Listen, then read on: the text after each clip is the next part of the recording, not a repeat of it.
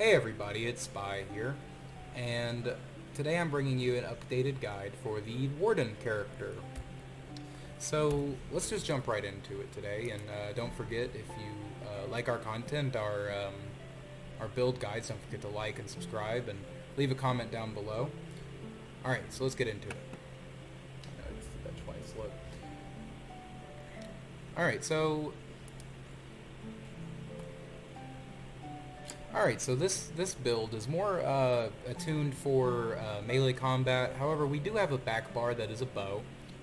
We did have a restoration staff on the back for a short time, but I decided to shift off of that. And this build is kind of a mixed build on the back bar, but the main bar hasn't changed much since the rebuild. Now, this is going off of some of the same design that I did with the first Warden build, but we've amped it up a lot and gone more for damage specifically and not as much utility. Now, we're just going to jump right into it. Let's get into the first ability that we're using, and that's Carve. Carve is an instant cast cone, and it's within 6-meter radius. It doesn't cost that much stamina. We are a red guard as well, so that's going to help with that. Now, for this ability, we focus our strength into a mighty swing, dealing 4,800 bleed damage to all enemies in front of us, causing them to bleed for an additional 5,400 bleed damage over the next 10 seconds. Now, this bleed does stack up to 3 times, and we also gain an absorb shield every time we press it for roughly 4,800 for 6 seconds as well. The best thing to do for this is to stack it up to 3 and keep the stacks going the entire fight as much as you can. Yeah. Alright, so for our next ability, we're using Stampede. Now, Stampede is one of my favorite abilities. You may have heard some things between me and Jack about how this character just slams 90% of the time, and that's pretty true. The range is 22 meters and the radius is 5 meters. It does damage, 5,000 damage, physical damage to all nearby enemies, and it's always a critical strike. Now, after reaching the target, we sunder the ground beneath us, dealing 1,500 physical damage in the area for 1 second, every 1 second for 10 seconds. Now, the duration of that effect on the ground is pretty long, and we can definitely get a lot of enemies in it. It's at about 5 meters, like I said earlier, so that will really help just keep things in a big ball of death, really. While we're at it, throw in Subterranean Assault. That's our third ability. The area is 20 by 7 meters. It is a cast time, so it takes 3 seconds before it activates. After it does activate, it deals 9,000 damage to all enemies in front of me, as well as after they complete their attack, they burrow under the ground again and resurface once more in 3 seconds. That is for another 9,000 poison damage. And yeah, so it's a 6-second attack essentially that has two intervals, and you can really just keep that throwing in. As long as you refresh it every 6 seconds, it's really cheap as well. At only 1,800 stamina, you really can throw this in quite a bit. Now, I would like to say, while we're at it, I do have 3 abilities for that slot, and I think all of these have their varying uses, and I think we should cover them really quickly. Cutting Dive, which is command a Cliff Racer to dive bomb the enemy, dealing 5,000 bleed damage. If it's more than 7 meters away, the target is off balance for 7 seconds. If the enemy's already off balance, the Cliff Racer will rip through them, causing them to bleed for 6,500 damage over 7 seconds. Now, you can stack this effect, and that's very, very good for the stamina that's really, really good for the low cost of stamina of this ability, which is only 2,000. We can really just, from a range, we can throw this out, especially in a fight where we might not be able to get close enough to the enemy, which we'll be talking about on this back bar more in depth. Now, the other ability, and this one is more for general usage, this one's probably a little bit more useful than Subterranean Assault for a lot of people, but it does come with its own drawbacks a little bit. Now, it is a bleed, and it lasts over 10 seconds, and it does 10,000 damage. The Fletcher Flies will also rip through the original enemy's flesh, causing them to have minor vulnerability, increasing damage taken by 5%. Nearby enemies will also take 1,200 bleed damage every 2 seconds instead of just 1. Now what this ends up is that you do 5,000 damage to all enemies around you, around the target, and also 10,000 damage to the main target over 10 seconds. Now, it's very good, and I think it could outweigh Subterranean Assault. However, Subterranean Assault does more damage. It's just more narrow of a area. It's just more narrow of an area. You have to be very careful about your placement of it, and it also comes out from where you're looking, not where you're walking. This one, you throw it on the enemy and forget about it. It's the general usage one, I would say. For our next ability, we're actually using a Magicka ability. It's Green Lotus. Now, embrace the Lotus Blessing, causing our light attacks to restore 1,000 health, and our fully charged attacks to restore 4,000 health, to me or a nearby ally for 20 seconds. Now, the reason I slotted this mostly is for the next part where we gain Major Savagery, increasing our weapon crit rating.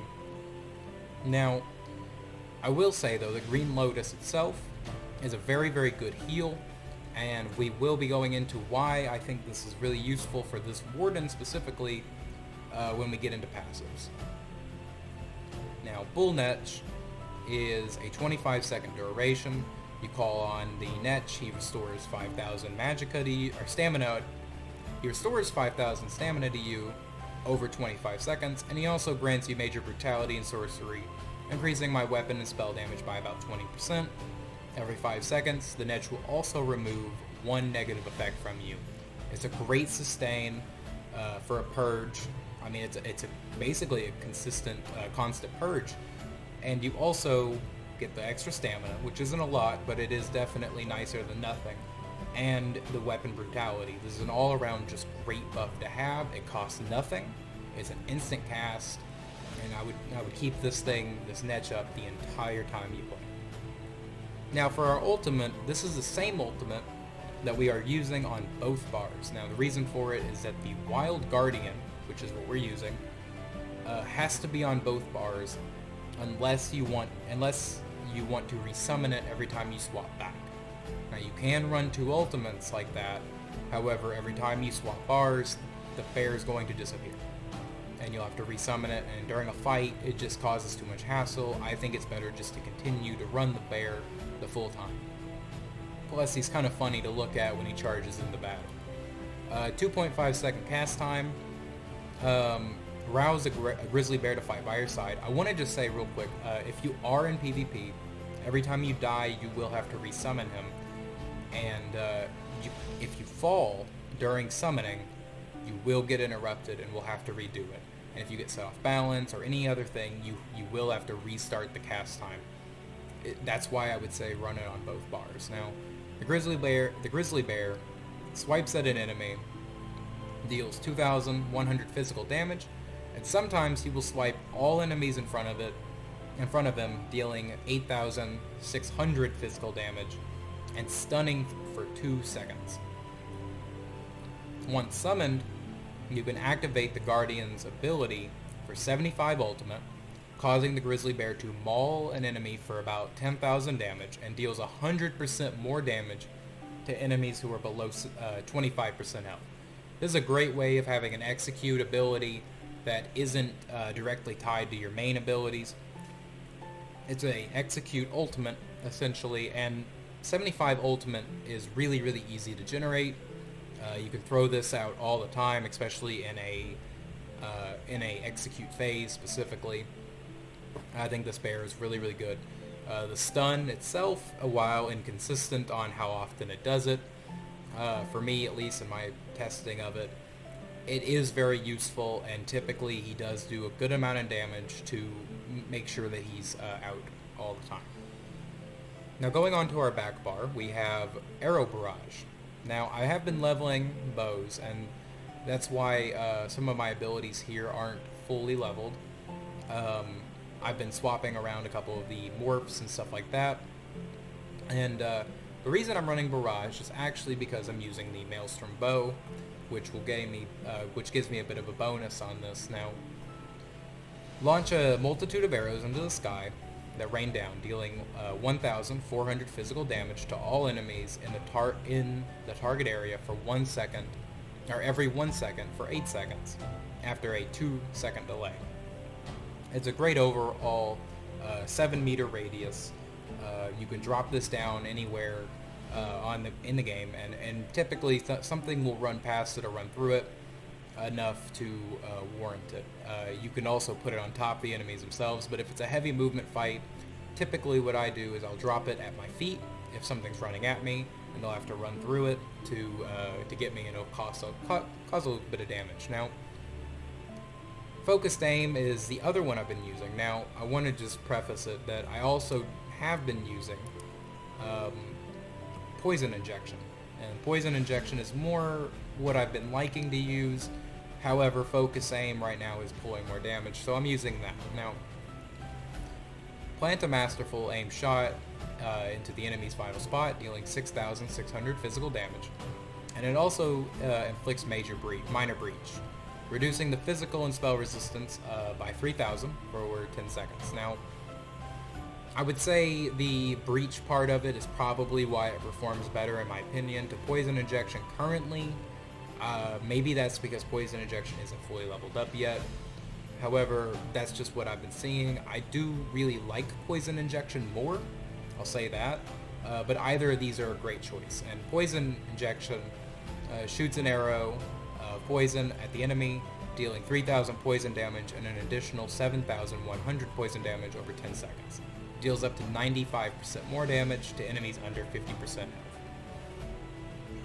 For our other one, we're using Bombard. Fire a burst of arrows in one shot, dealing 5,000 physical damage to all enemies in front of you. Enemies are also have their movement slowed by 40% for 3 seconds and are immobilized. A great way of slowing down enemies, a great way to pull things out of stealth.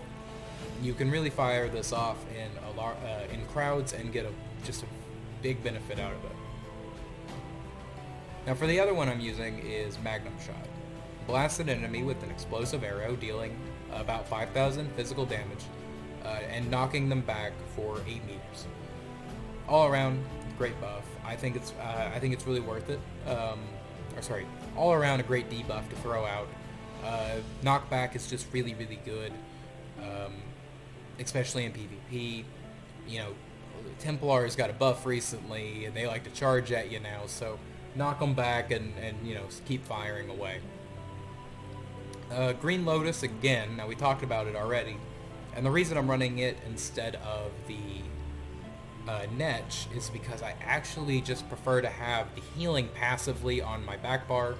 That way, in case of any circumstances where I do need to pull away, I can drop down Lotus and shoot my arrows a couple times. I'll be doing more damage for doing it because of the passives of the bow, and I'll also be getting some healing. It's genuinely, Lotus is probably my favorite buff in the game. Alright, so here we are with our passives, and we're going to go through them real quick. And the first one we have is Bond with Nature. Anytime one of my animal companion skills end, we are healed for 1,200 health. Alright, we also have Savage Beast. Whenever you cast an animal companion's ability while in combat, you generate 4 ultimate. Like I said earlier, this is just another way of generating ultimate. We have very, very easy forms of generating it. This effect can occur every 8 seconds. We also increase our magicka and stamina recovery by 12% if an animal companion's ability is slotted, which is just fantastic for the overall run with this build. You know, you can keep going with it. We also eat lava foot soup to help keep that going as well. We also have Advanced Species. Increases your damage done by 2% for each animal companion slotted. Now, you might we only have a few animal companion abilities slotted, but you know, the bonus is still there. Flat percentage is definitely overall pretty good. Now here we have accelerated growth. This is why I think Lotus is definitely worth taking over a lot of other buffs.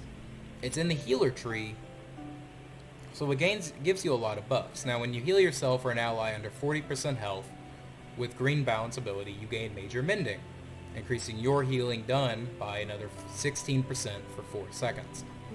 Just another way to heal up, especially if another ally is low and Green Lotus procs on them. You'll definitely be able to heal yourself even faster too. Increases your healing done with green bounce abilities by 2% for each one slotted. We have 1 slotted. Like I said, take the flat bonus, you might as well. Whenever you activate a heal on yourself, this is why we really run this. Whenever you activate a heal on yourself or an ally, you grant the target minor toughness, increasing their max health by 10% for 20 seconds. Now, that's just fantastic to run, honestly, and I have a great time with this because as soon as I start the fight, I'm 2,000 to 3,000 health lower until I hit someone, and then I gain 3,000 health. It's kind of a barbarian berserk or an enrage, it feels like, and it's very fun to play with. Now, we also come down here, we did grab Piercing Cold to increase our magic and frost damage by 5%.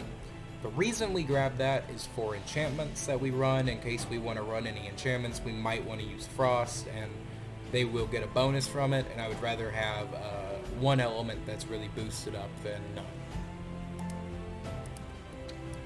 Now for two-handed, we're running all of the passives, and we're going to go through them quickly, but let's get through them. So whenever you light or heavy attack, you damage up to 3 nearby enemies for 50% of the damage. You also grant a bonus on the weapon type equipped. Now we have mace, so that increases our armor penetration by another 3,300. We also have balance blade, which reduces the stamina cost of all of our abilities, of all of our two-handed abilities by 15%. Follow up, whenever we complete a fully charged heavy attack, your next direct damage attack used within 7 seconds deals an additional 10% damage. And then increases the stamina recovery by 30% for 10 seconds after you kill a target. Great sustain in this tree. The main one that is very, very important to grab is heavy weapons for the bonus granted off of your weapon type. Alright, and for bows, we have the same thing here as well. Gives damage bonus up to 12% against enemies at a longer range. We have increased crit rating by 1,300. We have reduces the stamina cost of our bow abilities by 15%. Dealing damage with a light or heavy attack increases our damage of our bow abilities by 5% for 5 seconds, stacking up to 5 times. And that's 25% extra damage. And I think the really, really important thing about all of this is Lotus heals you off of shots, not off of abilities. So while you're doing this, you'll also be gaining some healing. And also hasty retreat. Whenever you dodge roll with a bow equipped, you gain major expedition, which increases your movement speed by 30% for 4 seconds. Now, in the armor trees, we're actually running medium armor. The main thing that this will do for us is increasing our crit damage and healing done by 2% for each piece of medium armor equipped. That is 12%. For me, I will read the current bonuses from here on out. This also increases my stamina recovery by 24%, reduces the cost of my stamina abilities by 12%, reduces the cost of sneak by 42%, reduces the detection area while sneaking by 30%, increases my weapon and spell damage by 12%, as well as increases the movement speed of sprint by 18% and reduces the cost of dodge roll by 24%. All around great things here in this skill tree. I would definitely recommend running medium armor. Right now it's got a bit of a buff for crit damage, and it's definitely paying off. I also have Undaunted Command, which activating a synergy restores 2% of my max health, stamina, and magicka.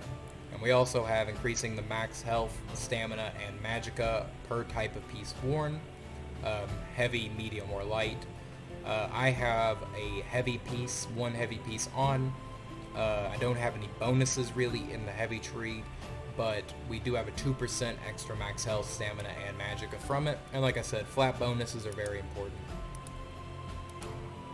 We also have continuous attack. Now I know there are people out there who are going to say, Spy, you bring this up in every single build guide you have. The reason for it is because it's just amazing. It's major gallop at all times, increasing your mounted speed by 30%. This is a great way to make utility of your mount and definitely boost up the speed of them because they start out very, very slow. Now I said before that we are a red guard. This means that our one-handed and shield line are actually 15% quicker to level up, and any food eaten is 15 minutes longer. It also reduces the cost of our weapon abilities by 8%, and reduces the effectiveness of snares applied to me by 15%. 2,000 extra stamina, and whenever I deal damage, I restore 1,000 stamina.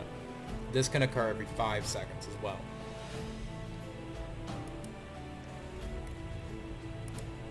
Now moving on to our champion point levels. This is my main crafter, so I will go into this very quickly. But we're going to go through every single one of the ones that I have picked, and here we go. So I have increases my gold gained by 2%, increases the amount I find in treasure chests of gold by 10%, increases my crafting experience by 10%, as well as improves the chances of extracting woodworking, blacksmithing, clothing, and jewelry ingredients, and allows refining of more powerful resins, tempers, tannins, and platings from raw materials. This is a great one for anyone who's planning to craft. I definitely recommend grabbing this one. This is one that needs to be slotted as well. Anyway, going on. Reduces the time it takes to harvest by 10%. And we have a 40% chance to gain double yield from normal resource nodes in the world. We also have a 1,000 gold bounty removed every day, and also increases the value of fenced items by 25%, because who doesn't do a little bit of stealing here and there? Now, like I said, we are a very crit-based build, and that's why we have precision to start us out. Grants another 3,200 critical chance, and your critical damage and crit healing have a increases our crit damage and crit healing by 10% as well. Now, we also have Thaumaturge, increasing the damage done by my damage over time effects. This is a very bleed heavy build, so 10% extra damage from those is fantastic. We also have 700 extra penetration from these skill trees, and as well as increases the damage done with my light and heavy attacks by 12%. Going on now, we have in the red tree, reduces the cost of sprint by 20, increases our movement speed by 4%, as well as increasing our movement speed by another 2%, and we will be putting points into here more often. As well as whenever we get a kill, we also grant major expedition, increasing our movement speed by another 30%. This is a great way to keep the axe rolling through heads. We also have Hero's Vigor, granting ourselves another 560 max health. Restore another 900 whenever we kill something, we gain 900 stamina, as well as we gain 30 health recovery for every 10 ultimate we have.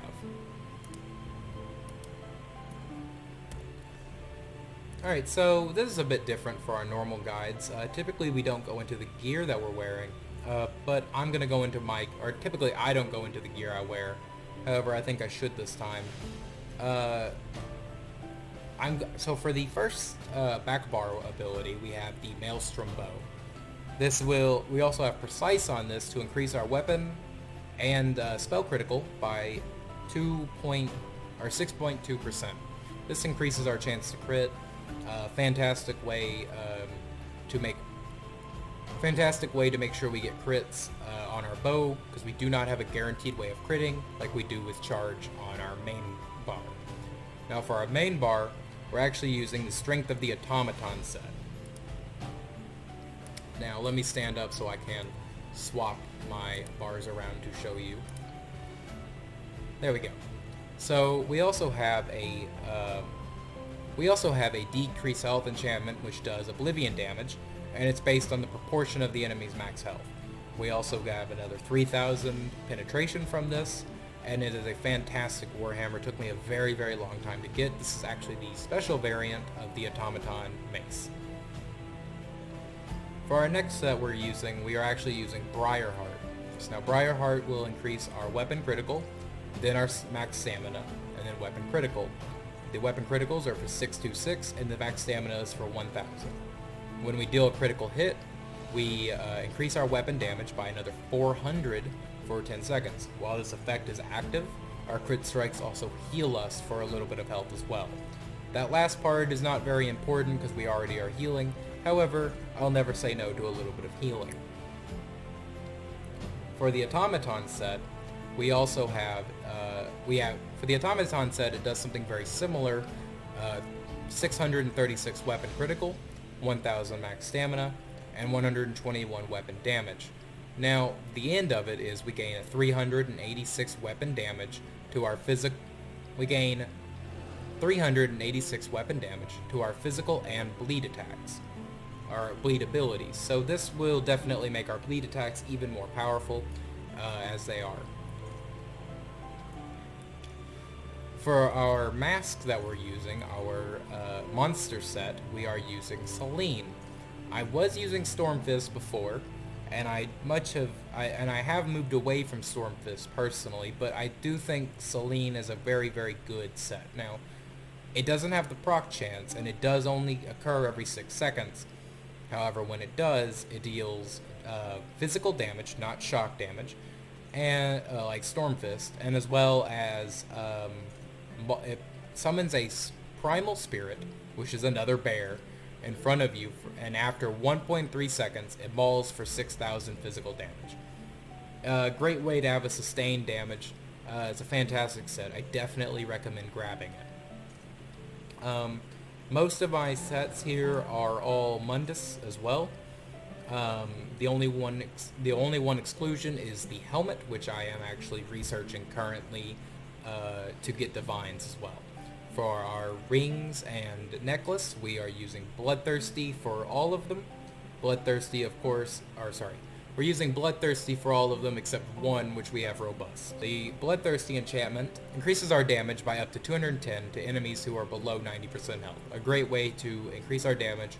The first 10% might not do that much, but we still have a lot going on there.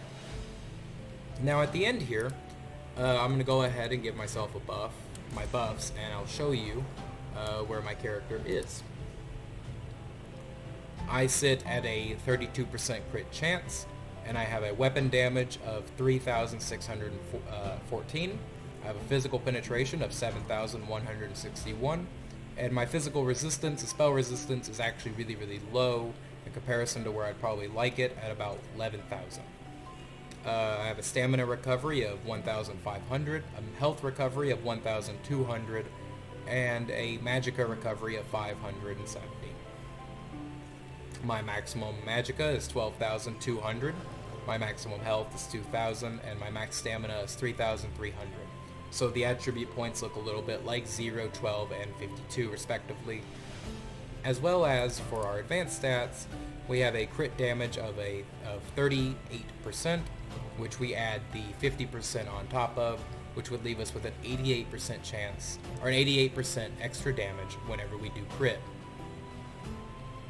I would also like to say we have taken the Shadow as our Mundus Stone, increasing our crit damage and healing by 16%. We are a werewolf, however, we have not used it on this build. And yeah, I think that's it. Anyway, I would like to say thank you all for watching. This has been Spy with an updated Warden build. This is currently my main build as well. I play it every day in the live servers. If you ever see this character out in the world, just come up and, we love to interact with the people that we like to interact with the community that we've built here, and I would like to say thank you all for watching this channel. It has been a tremendous value to us here to see the amount of people who like to watch our content. Anyway, I'd like to say once more, don't forget to like the video if you enjoyed the content. Don't forget to subscribe to the channel as well if you like what you've seen here. And don't forget to leave a comment down below. Jack typically likes to do a question at the end of his videos. However, I don't do that. Anyway, I'll see you all later. Thank you all for watching, and bye.